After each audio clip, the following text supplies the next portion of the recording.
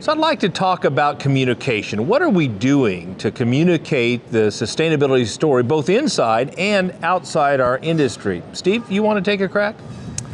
Thanks, Kevin. I am really proud of our beef industry. The National Cattlemen's Beef Association has embraced sustainability.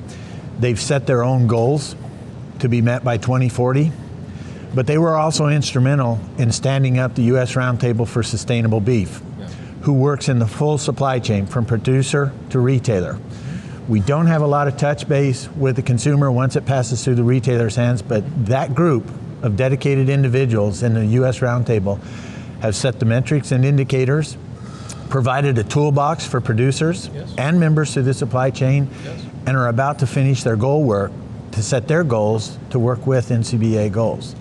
And that's a way that we tell our story, but we also finally put the sidebars on the definition of sustainability so that when somebody hears it from the beef industry, they know what it really truly means. It's got a dedicated meaning to it now. And it's given us an opportunity to define sustainability ourselves as opposed to having it defined for us, right? You are 100% right. The one thing we did not want to happen is have regulation handed down to us that didn't fit our industry. This way, we've set our own set of goals, we've set our own path, and we'll achieve those goals.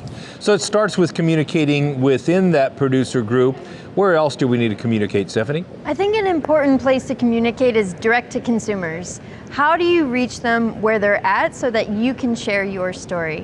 One important thing to think about is social media. Everyone has a smartphone nowadays, and even though social media can be a plague or it can be something really well used in marketing, you yourself may not have social media savvy, but you know someone around you who can share your story. And that way people are just able to take out their phone and see it direct and just kind of scroll through and learn more about your property and what you're doing in your operation. I think another thing, at least at Kualoa, is looking at tourism, agritourism.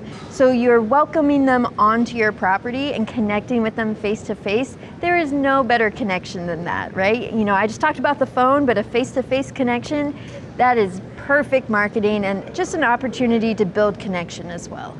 Rick, what would you add in terms of communicating sustainability? Well, we also have to use the one-to-many, which is media. And I think at the end of the day, if we let others tell our story, we let reporters write our story, or we let people write it without producers playing a role, we don't have the ability to influence that story. And the reality is, we have a great story to tell. I mean, we're talking about an environmental stewardship award that has been in place for 30 years, right? I mean, it's not like it was in place the last 5 years as everybody talks about this.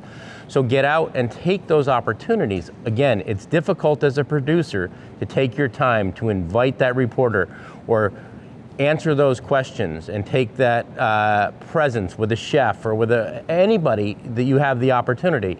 But if we don't tell our story, somebody else will, and we should be able to write it. We do have a great story to tell, and each of you are wonderful at telling that story, so thank you for that.